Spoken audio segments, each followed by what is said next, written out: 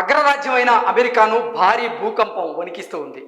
అమెరికాలోని అలాస్కా తీర ప్రాంతంలో రిక్టర్ స్కేల్ మీద 7.3 తీవ్రతతో భారీ భూకంపం నమోదైనటువంటి నేపథ్యంలో అధికారులు, అమెరికా ప్రభుత్వం అప్రమత్తమై అక్కడ సునామీ హెచ్చరికలను జారీ చేశారు.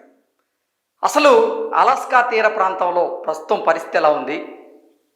రిక్టర్ స్కేల్ మీద 7.3 తీవ్రతతో అక్కడ భూకంపం వచ్చినటువంటి నేపథ్యంలో అక్కడ ప్రాణ నష్టం కానీ ఆస్తి నష్టం కానీ సంభవించిందా లేదా, ప్రస్తుతం అక్కడ పరిస్థితులు ఎలా ఉన్నాయి, అసలు ఈ భూకంపం సునామీగా మారుతుంది అని భావించి అధికారులు ఎందుకు ముందస్తు హెచ్చరికలు జారీ చేశారనేది ఒకసారి మనం పూర్తి స్థాయిలో విశ్లేషణ చేసుకునేటువంటి ప్రయత్నం చేద్దాం. అమెరికాను వణికించిన భూకంపం సునామీ హెచ్చరిక. అగ్రరాజ్యం అమెరికాలోని అలాస్కా సముద్ర తీరం భారీ భూకంపం కారణంగా వణికిపోయింది. భూకంప తీవ్రత రిక్టర్ స్కేల్పై 7.3గా నమోదైనట్లుగా అమెరికా జియోలాజికల్ సర్వే గుర్తించింది. అలాగే సునామీ హెచ్చరికలు సైతం జారీ చేసింది. దీంతో అధికారులు అప్రమత్తమయ్యారు. ఇక భూకంపానికి సంబంధించినటువంటి వీడియోలు ఇప్పుడు సోషల్ మీడియాలో చక్కర్లు కొడుతూ ఉన్నాయి. వివరాల ప్రకారంగా అమెరికా కాలమానం ప్రకారంగా బుధవారం మధ్యాహ్నం 12:37 అలాస్కా తీర ప్రాంతంలో భారీ భూకంపం అయితే సంభవించింది. రిక్టర్ స్కేల్పై 7.3 తీవ్రతతో దీన్ని అధికారులు గుర్తించారు. 20 కిలోమీటర్ల దూరంలో భూకంప కేంద్రాన్ని కూడా అధికారులు గుర్తించారు. శాండ్ పాయింట్ సిటీకి 87 కిలోమీటర్ల దూరంలో దీని ఎపీ సెంటర్ ఉన్నట్లుగా అధికారులు పేర్కొన్నారు. అయితే ఇప్పటి వరకు ఎలాంటి ప్రాణ ఆస్తి నష్టానికి సంబంధించినటువంటి వివరాలను అధికారులు అయితే వెల్లడించలేదు.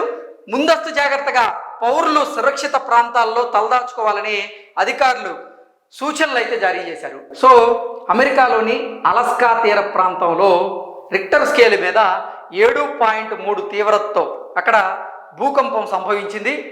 ఆ భూకంపానికి నిజంగా ప్రాణ నష్టం కానీ ఆస్తి నష్టం కానీ జరిగిందా లేదా అనే దాని మీద ఇప్పటి వరకు అయితే స్పష్టత లేదు. అధికారులు కూడా దానికి సంబంధించినటువంటి వీడియోలను ఇప్పటి వరకు అయితే రిలీజ్ చేయలేదు.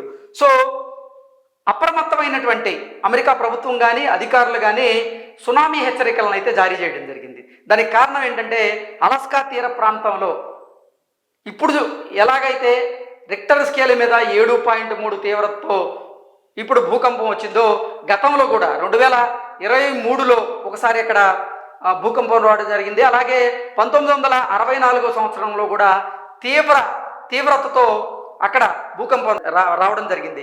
ఈ నేపథ్యంలోనే అప్రమత్తమైనటువంటి అధికారులు అయితే ఈ భూకంపం సునామీగా దారితీసేటువంటి అవకాశం ఉందని భావించి వారు హెచ్చరికలు అయితే జారీ చేశారు. అలాస్కా ఎర్త్క్వేక్ సెంటర్ వారు పెట్టినటువంటి ట్వీట్ మనం చూసుకున్నట్లయితే, we got this incredible footage of the today's earthquake from the a resident in sand point about 50 miles from the epicentre. We are grateful to those who shared their experience అంటూ ఈ వీడియోని share చేసినటువంటి ఆ రెసిడెంట్కి thanks చెప్తూ కూడా వీరు ఈ tweet చేయడం జరిగింది. దీని ప్రకారంగా చూసుకున్నట్లయితే నిజంగా అలాస్కా తీర ప్రాంతంలో అక్కడ ఈ భూకంపం ప్రభావంగా అలజడి రేగినట్లుగా రిక్టర్ స్కేల్ మీద 7.3 తీవ్రతతో అక్కడ భూకంపం వచ్చినట్లుగా అధికారులు అయితే తెలియజేస్తున్నారు. సో ఇక్కడ మనం వీడియోలో చూసుకోవచ్చు. ఈ వీడియో ప్లే చేయకూడదు కాబట్టి నేను చేయట్లేదు. మరోవైపు యుఎస్ జియోలాజికల్ సర్వే సునామీ హెచ్చరికలను అయితే జారీ చేసింది. దక్షిణ అలాస్కా పెనిన్సులా ప్రాంతాలకు సునామీ హెచ్చరికలు అయితే జారీ చేసింది. గంట తర్వాత మళ్ళీ హెచ్చరికలను అయితే విరమించుకున్నారు. భూకంపాలు తరచుగా వచ్చేటువంటి పసిఫిక్ రింగ్ ఆఫ్ ఫైర్ ప్రాంతంలో అలాస్కా ఉంది. 1964 ఉత్తర అమెరికా ప్రాంతంలో 9.2 తీవ్రతతో అక్కడ భూకంపం వచ్చింది. దీంతో 250 మందికి పైగా ప్రాణాలు కోల్పోయారు. ఇక 2023లో కూడా అలాస్కాలో భూమి కంపించింది. అప్పుడు చూసుకున్నట్లయితే 7.2 తీవ్రతతో అప్పుడు భూమి కంపించడంతో భారీగా ఆస్తి నష్టం జరిగింది. ఇక ఇప్పుడు చూసుకున్నట్లయితే 2025 జూలై నెలలో వచ్చినటువంటి ఈ భూకంపం మాత్రం రిక్టర్ స్కేల్ మీద 7.3గా నమోదైంది. అంటే 2023తో పోలిస్తే 0.1% అధికంగా తీవ్రత నమోదైనటువంటి నేపథ్యంలో ఇప్పుడు కూడా భారీగా ఆస్తి నష్టం సంభవించేటువంటి అవకాశం ఉన్నట్లుగా కొంతమంది అధికారులు అయితే అంటే కొంతమంది అంచనా వేస్తూ ఉన్నారు. ఇక భారీగా ప్రాణ నష్టం జరిగిందంటూ కొంతమంది అంచనా వేస్తున్నటువంటి నేపథ్యంలో ప్రాణ నష్టం అయితే జరిగేటువంటి అవకాశం లేదంటూ మరికొంతమంది వారి అభిప్రాయాలు వ్యక్తం చేస్తూ ఉన్నారు. గతంతో పోలిస్తే 2023తో పోలిస్తే అలాస్కా తీర ప్రాంతంలో 0.1% తీవ్రత అక్కడ ఈసారి ఎక్కువగా నమోదైంది. దీంతో భారీగా ఆస్తి నష్టం అయితే జరిగేటువంటి అవకాశం అయితే ఉండేటువంటి అవకాశం ఉంది.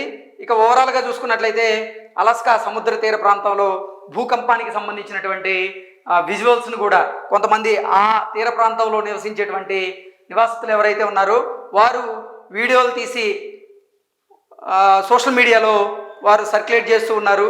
ఇక మనం చూసుకున్నట్లయితే అమెరికా మొత్తం కూడా ఇప్పుడు అమెరికాలో ఉన్నటువంటి మీడియా కూడా ఈ ఎర్త్కేక్ సంబంధించి ఈ సునామీకి సంబంధించినటువంటి వార్తలను ఇస్తూ ఉంది. ఓవరాల్గా చూసుకున్నట్లయితే గతంతో పోలిస్తే అంటే 1964లో ఉత్తర అమెరికా ప్రాంతంలో రిక్టర్ స్కేల్ మీద 9.2 తీవ్రతతో నమోదైనటువంటి భూకంపం దెబ్బకి అప్పుడు దగ్గర 250 మంది చనిపోవడం జరిగింది. అలాగే భారీగా ఆస్తి నష్టం కూడా సంభవించింది.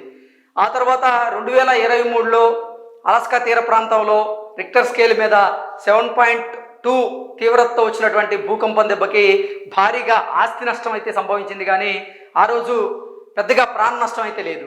అయితే దానితో పోలిస్తే 2025 జూలైలో అంటే నిన్న వచ్చినటువంటి ఈ భూకంపం దెబ్బ భారీ తీవ్రతతో ఉన్నటువంటి నేపథ్యంలోనే అక్కడ ప్రాణ నష్టం అయితే అంతగా లేదు, కానీ భారీగా ఆస్తి నష్టం సంభవించేటువంటి అవకాశం అయితే ఉందని కొంతమంది అంచనా వేస్తూ ఉన్నారు. దానికి తోడు నిజంగా అలాస్కా తీర ప్రాంతం అలాగే అలాస్కా పెనిన్సులా ఈ ప్రాంతాలకైతే సునామీ హెచ్చరికలను అధికారులు జారీ చేశారు.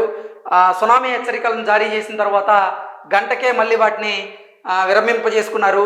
దానికి కారణం ఏంటంటే అక్కడ పరిస్థితులు సద్దుమినిగాయి. ఇప్పుడు ప్రస్తుతం అయితే అక్కడ పరిస్థితులు తటస్థంగా ఉన్నటువంటి నేపథ్యంలోనే ఇక ఈ భారీ భూకంపం దెబ్బకి ఎంత ఆస్తి నష్టం జరిగిందనేది మాత్రం అధికారులు ఇప్పటివరకు అయితే దాన్ని అధికారికంగా ప్రకటించలేదు. అఫిషియల్గా వారు కూడా అసలు అక్కడ ఆస్తి నష్టం ఎంత జరిగిందనే దాని మీద వారైతే నిమగ్నమై ఉన్నారు అది తెలుసుకునే దాంట్లో. సో ఓవరాల్గా చూసుకున్నట్లయితే ఇప్పుడైతే అక్కడ తటస్థమైనటువంటి పరిస్థితులు అయితే ఉన్నటువంటి నేపథ్యంలో నిన్న వచ్చినటువంటి ఈ భారీ భూకంపానికి ఎంతమంది చనిపోయారు అలాగే ఎంత ప్రాణ నష్టం జరిగిందనేది మాత్రం మరికొద్ది గంటల్లో దాని మీద ఒక స్పష్టత వచ్చేటువంటి అవకాశం మనకు స్పష్టంగా కనపడుతుంది.